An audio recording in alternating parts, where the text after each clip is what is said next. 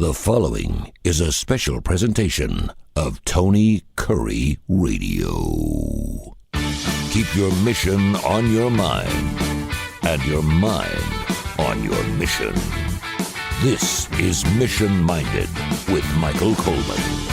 Welcome back to another edition of Mission Minded. Keep your mind, your mission, your mission, your mind. He is Michael Coleman. He is the CEO of the Montgomery Area Food Bank. He joins us every single week. A lot of people are like, well, why would I want to listen to a show about the Montgomery Area Food Bank? First of all, it's a great organization. They cover 35 counties, the great state of Alabama. But we talk a lot of business stuff. You listen to last week's show about strikes. We found out that Michael Coleman used to be a bad boy. He used to get paddled in school. So you never know.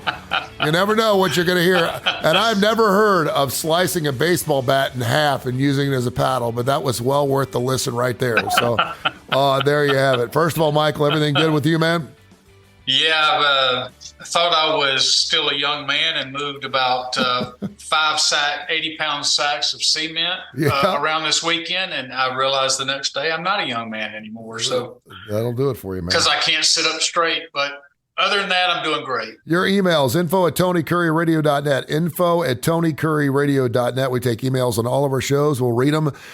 Feel free to leave us your city and what your name is so we can read those on our show here on Mission Minded. Of course, you can also hear the show at least 5 days a week on the TKR app, Tony Kurre Radio, through Android and Apple. Just pull up TKR and listen to Mission Minded 10 o'clock, Monday through Friday right here, Central Time. And, of course, wherever you get your podcast, that is Tony Kurre Radio Podcast Network. You can go back and listen to well over 50, 60, 70 shows. We got a ton of shows. We got some emails we're going to get into. Also getting into getting rid of conflict between coworkers. And this is interesting. You sent this to me, getting rid of conflict between coworkers without punishment, which I don't know. It almost seems oxymoronic. I don't know how that actually happens, but I want to give it an email here real quick first. An email here from a young lady. She wants to know, is AI, the AI boom, screwing over GenZers? We had a great show a couple of weeks ago about kids getting out of college in 2023 and not being ready for the workforce because of COVID, because of their disconnect with authority, because they're late with deadlines. And quite frankly, they're just becoming more introverted. They haven't had the opportunity and they haven't had the want to get back in the workplace. 21% saying they want to work remotely, period. Only 53% of them saying they actually want to work in an office. I used to love, I don't know about you, I used to love going to work. I used to love going to the office. I liked work. We used to call it the fire ant hill, man. I used to love people going up and down the hallways and the intermingling and the engagement and everything else. And now people just kind of want to be left alone in their own little cubicle and do their own work. And I guess it depends on what kind of work you do. But is AI, and it's the strangest thing, Michael, because we've done about 2 or 3 different shows on AI, and I've done probably 4 or 5 just on my radio stations alone. Where is this AI stuff has kind of come out of nowhere, has it not? Yeah, it's coming fast and furious. And I'm going to tell you, there's a lot of people who are scared to death of it. And I don't even begin to understand it that much. Although I will tell you, I've started using it. I'll give you a great example. So as we've put out in the last couple of shows, we're going to be changing our name. And so we're going to a marketing company locally here. And so we're talking about how do we market that. And one of the ideas was about getting families to come out and teach their children about, about giving and helping others. And so we could create a program that people could come out to the food bank with their kids and have their kids pack a few boxes. And it teaches them the idea of serving others and helping others in need. And so they suggested, and they just put it in there like a little children's book that we could publish called Henry Helps Feed the Hungry. So I went on ChatGPT. Yeah. I typed in, write a children's book, Henry Helps Feed the Hungry, and it knocked out the entire book. We printed it out, and I looked at it, and there's very little I would change if I was writing a book. Really? I mean, it wrote a book while I was sitting here in this meeting.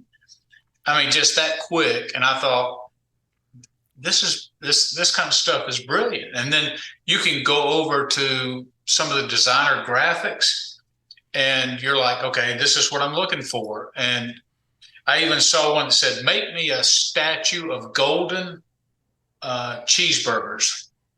I mean, a stack of cheeseburgers made out of gold. Yeah. And it came back with a picture of, it looked like it was about 8 burgers stacked on top of each other with a bun. The whole thing was gold. And it's so when you think about it's so funny the way that email was characterized. And I don't want to be critical of at all of the person who wrote it, but they talk about is AI screwing the Gen Z. And so what you think about is, well, do you classify it as screwing them if Gen Z has simply been reliant on their own computer skills and like, okay, well, nobody else knows what we know. We're really good in this area. And all of a sudden, ChatGPT or other open AI sources have kind of taken the mystery out of it. Yeah. I mean, like an old fogey like me can go in there and say, hey, here's a children's book written by this topic. I'll give you one more example. So we were looking at with the new name that we're coming up is looking at new taglines. So I put in our new name, although it's not officially approved yet, we think it's going to be the new name.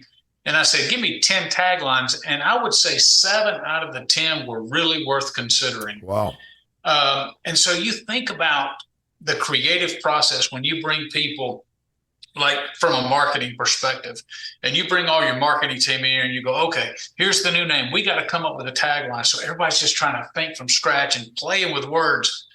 And the amount of people you're paying for that and amount of mental effort and mental energy, and you could just go onto OpenAI and just type it in and it spits out 10 quality. Well, I mean, there were 10, they were still quality names, but 7 that were worth me really sitting down and considering. And I'm like, think of how much stuff you can do and how it replaces. And then, so then the Gen Z people go, well, wait a minute, that's not fair. They're doing what they're bringing to the table, what we bring to the table. And so society, I think this is part of the challenge right now is going back and saying, well, then you're going to have to step up your game. You don't get to, you see this all across the IT world right now is a lot of people are saying, look, I can get what I need myself. I don't have to go through a Gen Zer. And so Gen Z, there's a lot of layoffs and they're like, wait a minute, we had it so good. I remember where they cut out all the lunch carts at Twitter when Elon Musk came through. Mm-hmm. They were doing like 800 lunches a day, like being brought through paying them lunch, and they cut those kind of perks out. But that's the kind of work they were getting paid a lot, hundreds of thousands of dollars. They're getting all these perks. And now they're finding out, you know what? We're cutting these jobs out. And then they're out there on the job market and they're realizing, hey, wait a minute, we had it pretty damn good out there. These kind of jobs just aren't out there anymore, you know, and people aren't begging us in part because of this open AI. So, I mean, what Gen Z is recognizing is that our world, our economy, our perspectives, they are constantly changing. And what's true one year can be absolutely the opposite the next year. I know that in the latest Indiana Jones movie, they used AI on Harrison Ford, and a lot of people were disappointed in that. And they didn't use the AI, though, not to spoil the movie for you. They didn't do it to make Harrison Ford look younger than 80 or 81 years old he is.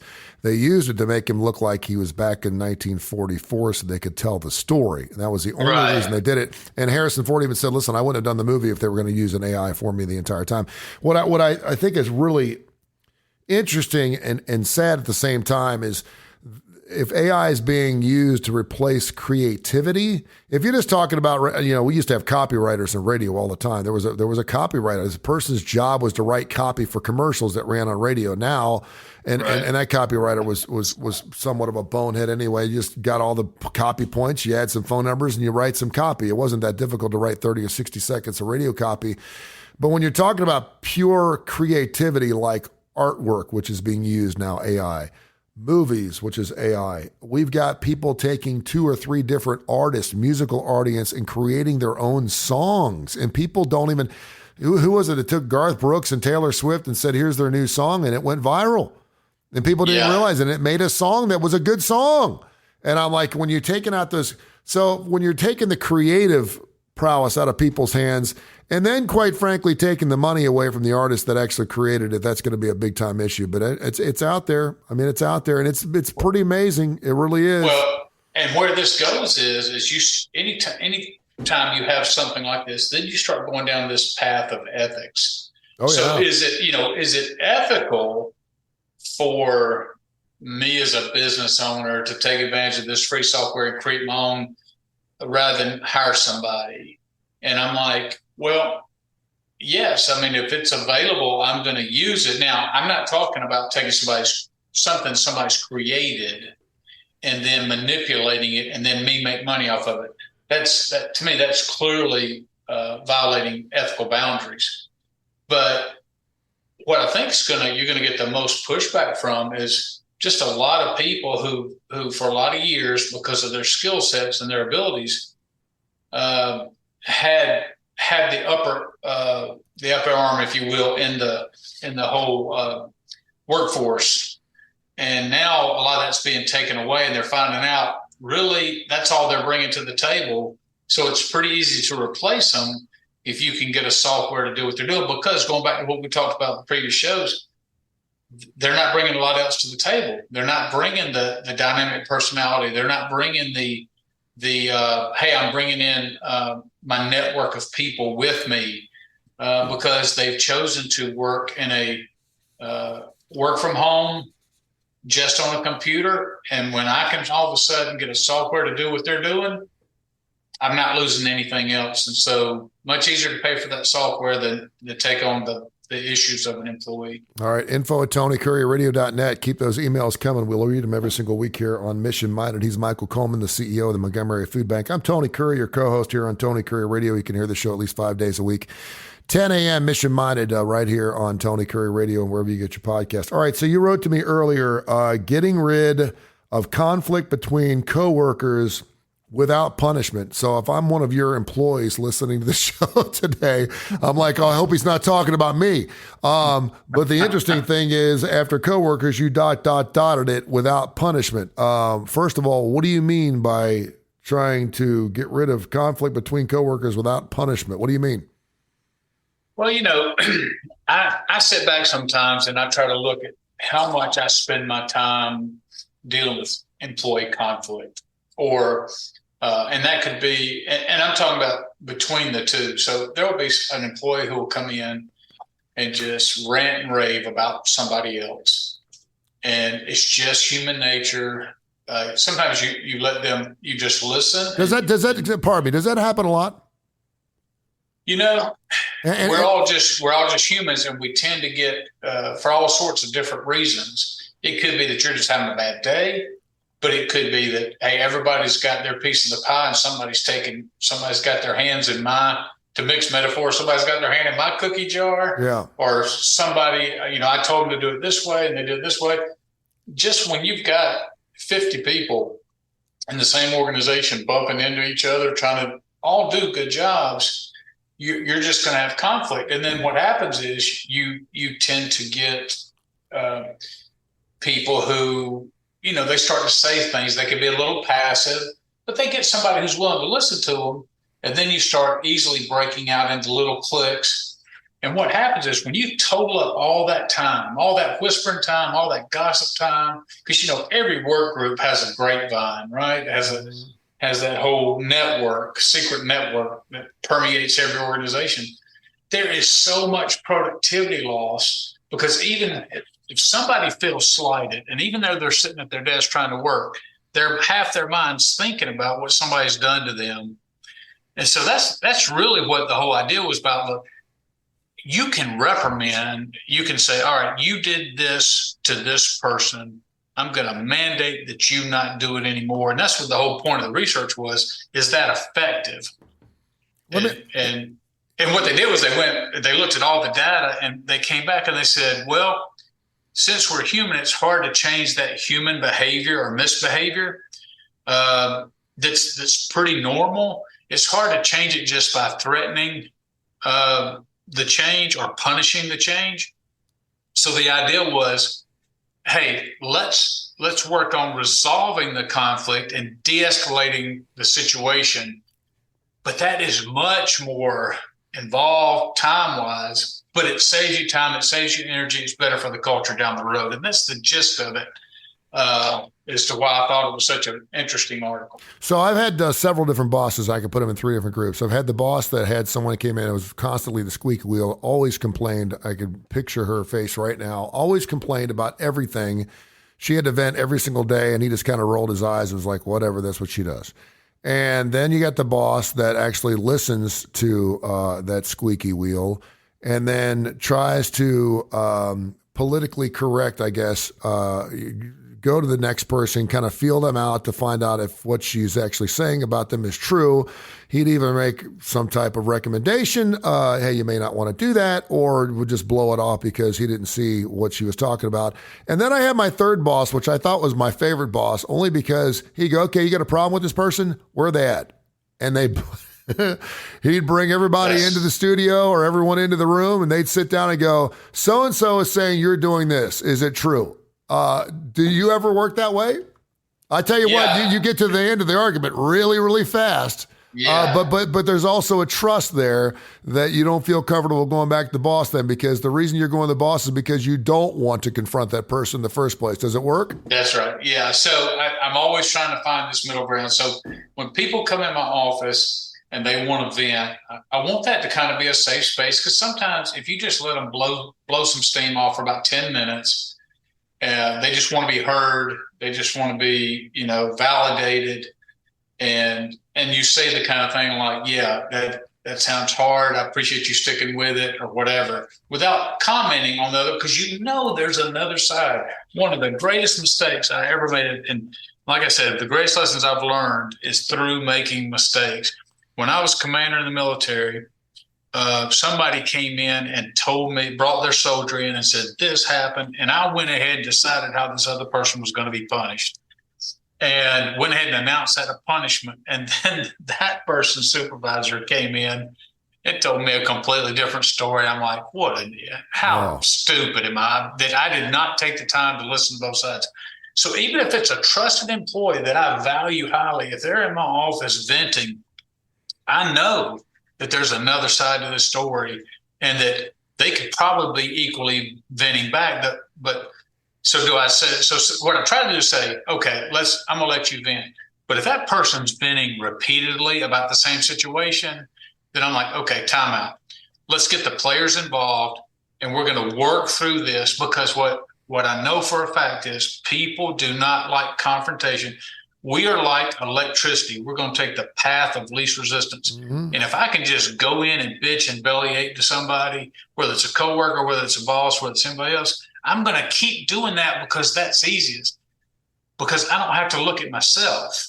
Yeah. And when I come in with a coworker and I'm sitting them down, I'm like, okay, let's listen to what you have to say. And they say it, but then that coworker comes back at them with some pretty legitimate things. And what you find is both people have some perspective changing that needs to take place.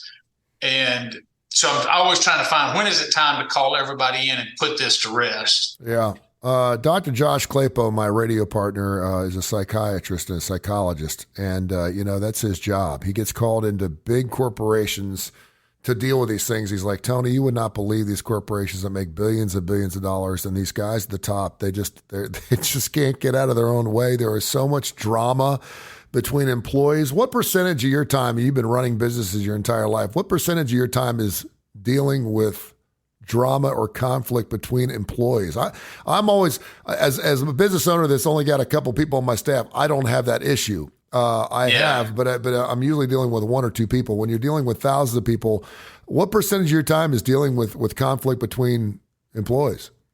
Well, let's say directly 10%, but here's the indirect part that really permeates everything you do. So let's say I've got 2 directors, and I know are that they've had conflict, or that they really don't care for each other, or whatever.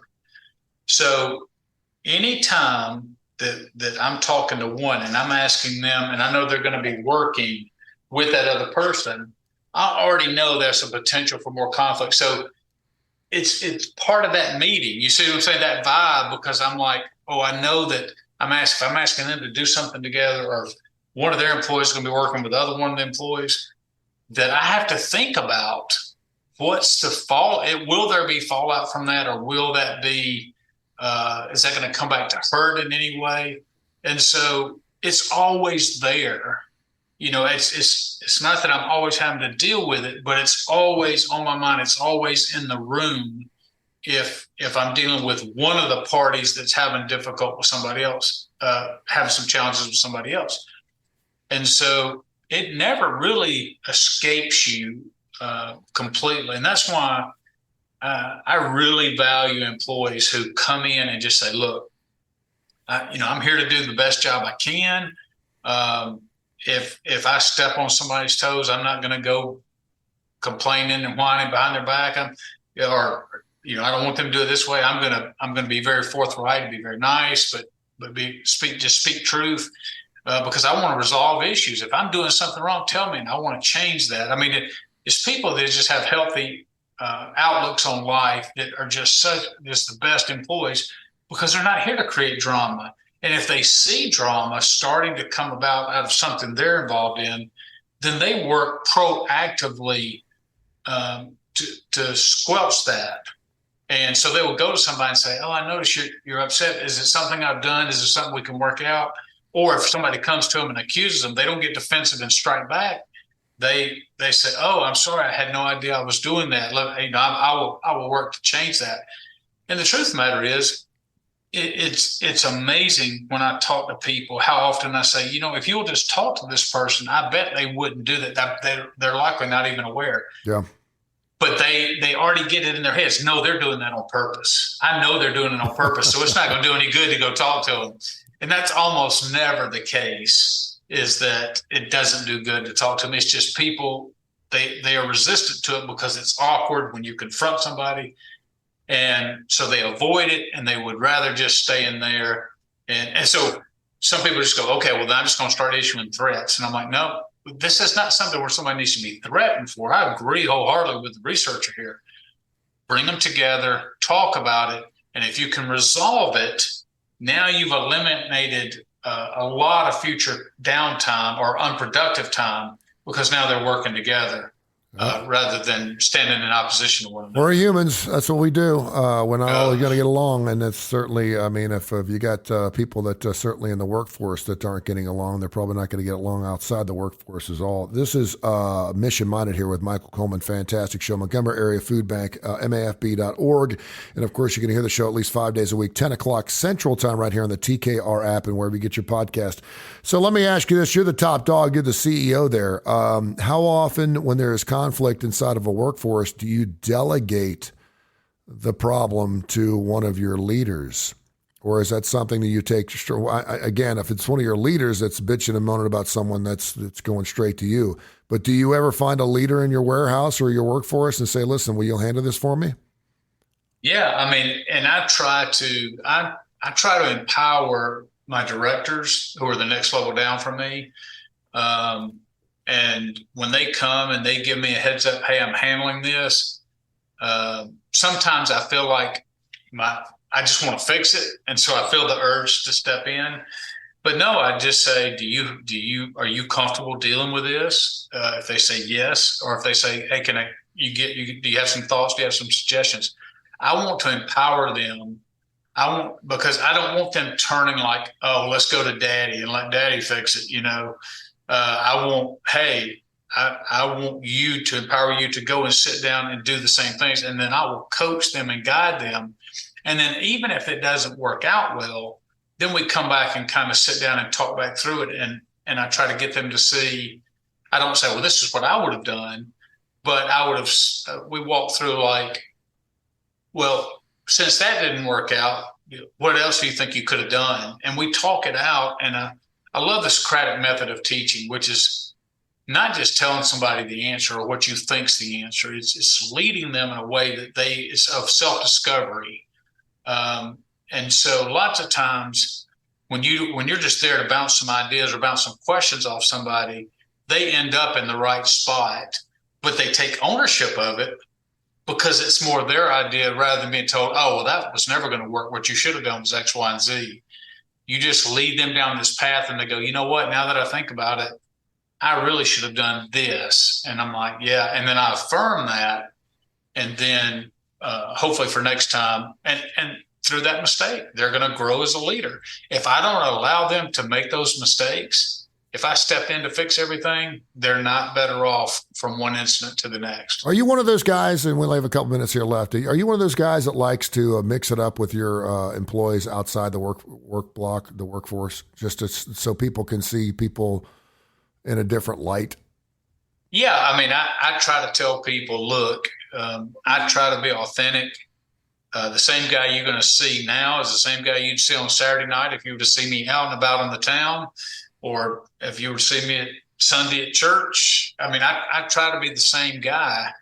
And but I also tell them I'm very honest. And I'm like, look, if you're around me all the time, boy, you're going to see me in my not greatest moments and things that I'd look back with regret or maybe even embarrassment, because there's going to be times that I lose my cool or I don't.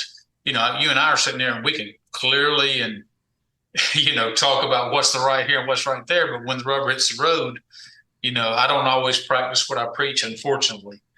And so, but I'm okay with showing my flaws to other people, because I want them to understand that transparency is healthy for people that if you're putting up a front for people can never really get down and know who you are if I don't let them see me as I truly am, which are flaws and all. And so, yes, it's risky. Yes, there's some boundaries you have to put up, but I think it's good that people see you in different environments and different situations. Michael, as always, great show. Tell people how they can help you out. I know you have a lot. I knew when you took this CEO job about a year ago, I knew you were going to make some major changes. It was going to be awesome. But tell people what you got going on. Yeah, we're real excited about all the work we're doing. We're getting into some vet hunger. We're getting into some college hunger, just so many different things, making an impact and really just trying to find out how to help the people in our area. We'd love to help our audience. You can get in touch with me through LinkedIn or reach out to mafb.org, but also we always want to encourage people to go out to their local food banks, reach out, whether it's food bank, whether it's food pantry, just reach out to your local area and help you. Be mindful of those in your community who are battling hunger and food insecurity, and be a part of helping our neighbors in need feel loved and part of their community. This has been a special presentation of Tony Kurre Radio.